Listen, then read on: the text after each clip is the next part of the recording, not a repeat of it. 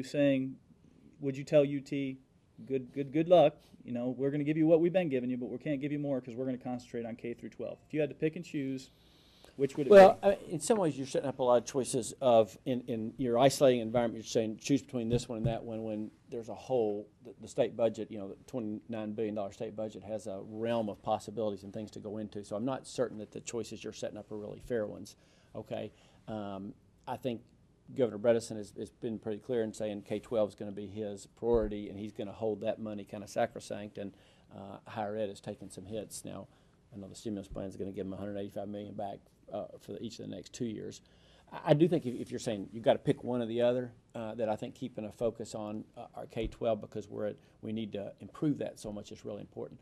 But there's just no way we can ignore higher ed and say you guys take care of yourself because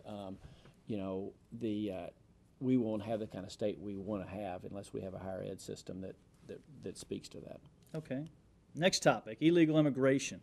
Very hot topic at the state level and the federal level as well. There are certain things that we can do at the state. One thing that's trying to go on right now is allowing employers to mandate English only be used in the workplace. Would you support that type of legislation?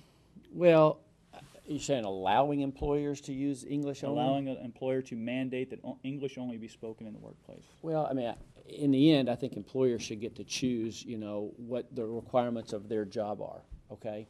And if it's a job that requires that person for their customers' benefit, to have a, high grasp of the English language, I think that's one thing. In the end, I think we should let employers do things that, if it's within the law, that they feel like they need to. I'm not somebody that feels like, though, that we need to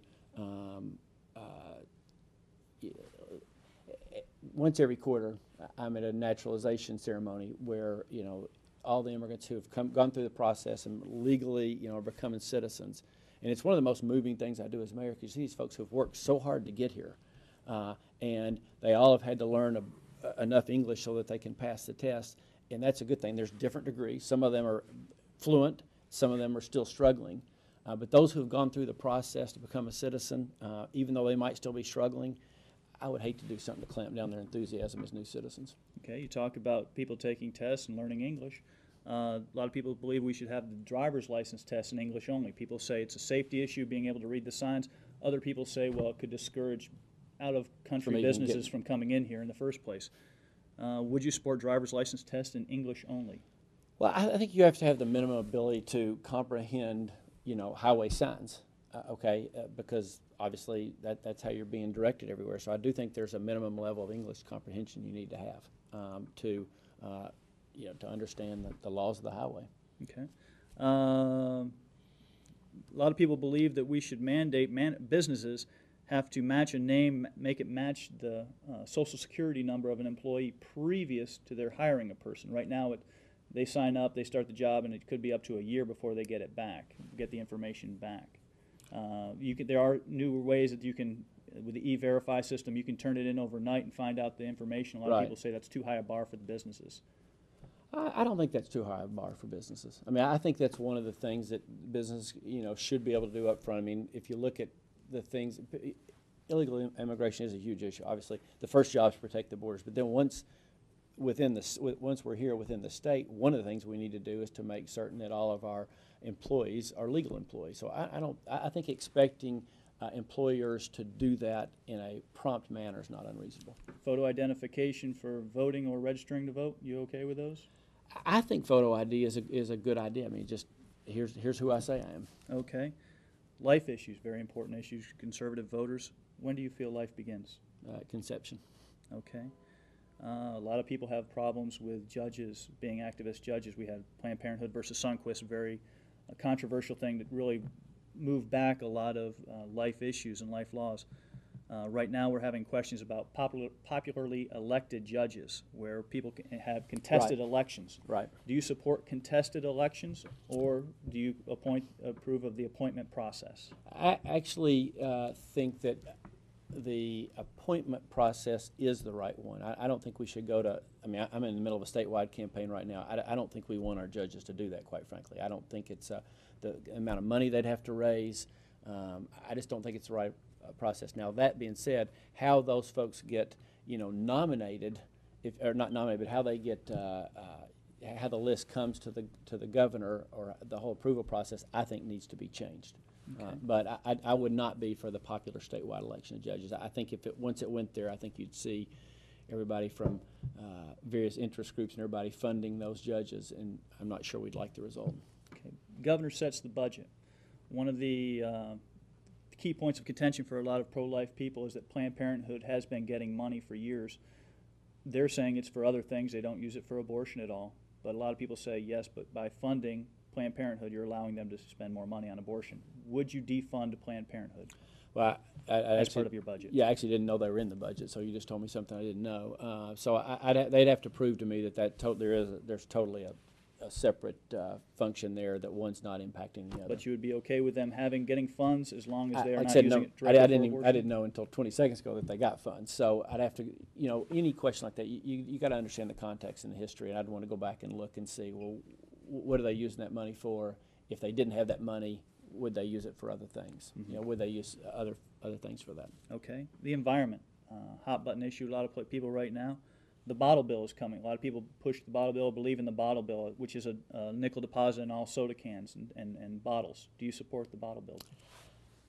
I don't, I think on cans, I haven't actually seen the bottle bill, okay? I haven't read it in its final form, but I think, and I'd want to do that before I did. It's like pretty I said, much a tax, straight tax on every can and every bottle. And it's refundable when you turn your can Yeah. or whatever bottle back in. Yeah.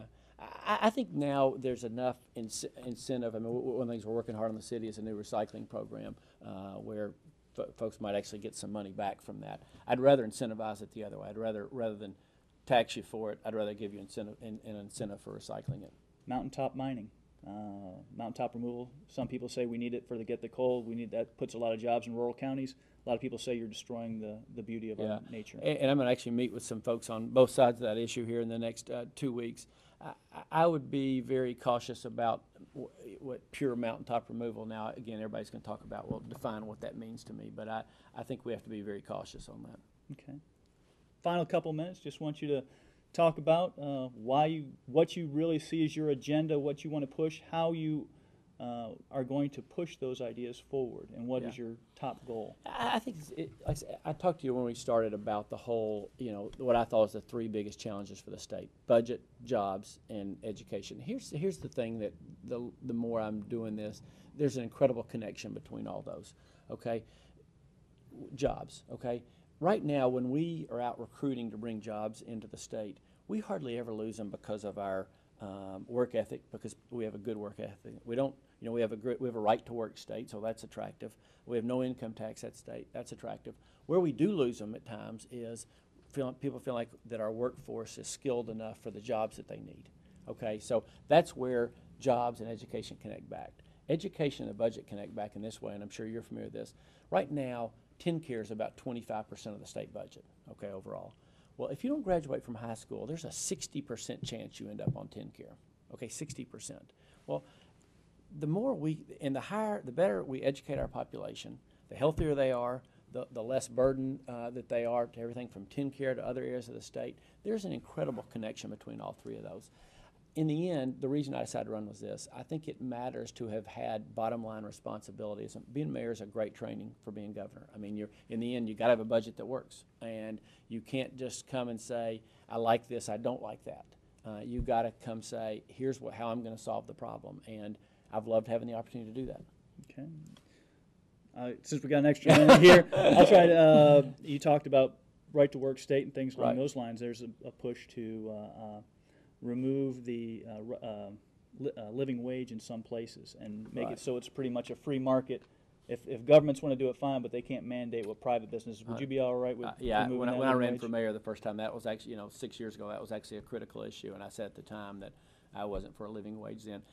Listen, in the end, the market's going to be the best way we can determine things like that, and I think it's proven that. Is the market perfect? No, and we've seen that, but I still think it's better than any other way of determining economic decisions. Mr. Mayor, I appreciate you Thank you. coming in and Good to be answering here. some hard questions. Glad to be here. Thanks a lot. Thank you. Thanks.